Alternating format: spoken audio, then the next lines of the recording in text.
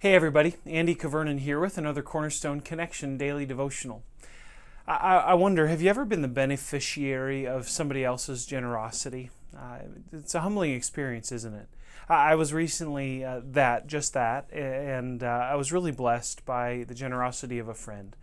And I got to tell you, it was humbling for me, and it always is when that kind of a thing happens. And I appreciate my friend who uses his resources to bless not only me, but a variety of people and to build into the kingdom. And it reminds me of a passage from Luke chapter 16. And it's actually kind of a surprising passage in the middle of the gospel narrative in the Gospel of Luke.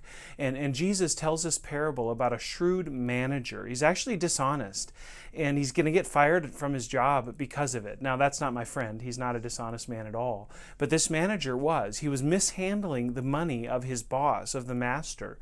And the master finds out about it, and he comes to him and he says, "Look, pack up your things. You're out of here." And as the guy starts to pack up his things and starts to leave his post, he realizes, whoa, I've made a grave mistake. And though the text isn't explicit about that, it's inferred. And what the guy does, and now this is explicit, he goes to the people that owe his master money, and he says to them, "Look, why don't you just take off 20% from your bill? Take off 50%, whatever it is." And he endears himself to these people who owe his master money. Now, he's not necessarily stealing from his master at this point, because he would have made a commission off of those debts that his master owed. So essentially, he's giving them back the commission that he would have made if he had kept his job. And the master comes along and he sees what this manager is doing, and he sees kind of a change in him. And though he doesn't hire him back to the position, he says this in Luke 16, verse 8. It says, "The master commended the dishonest manager for his shrewdness. For the sons of this world are more shrewd in dealing with their own generation than the sons of light. And I tell you, make friends for yourself by means of unrighteous wealth, so that when it fails, they may receive you into the eternal dwellings."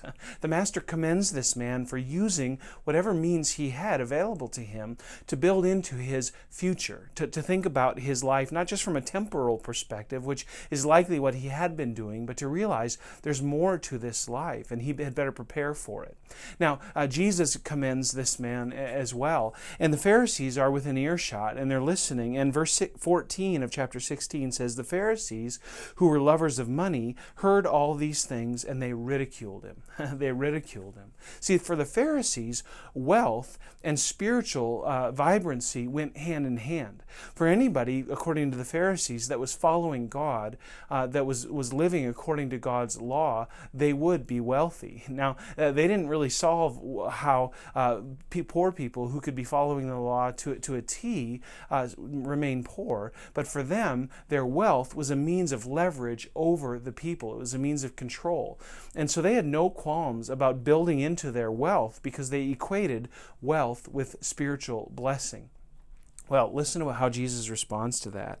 It says, "And he said to them," verse 15, "You are those who justify yourselves before men." You're using your wealth to prove your spiritual vibrancy. Guess what? Hear this. "But God knows your hearts." When Jesus says, "But God knows your hearts," you better pay attention here. And so he says, "For what is exalted among men is an abomination in the sight of God." What's exalted among men is an abomination in the sight of God. Jesus says, look, your wealth doesn't prove anything. Your wealth doesn't justify you. What proves your heart for God is actually just that. It's your heart. That's what the Lord looks at.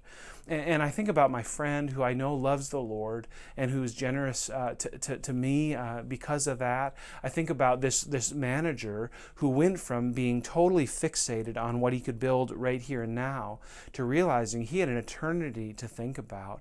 He became one shrewd dude in the process.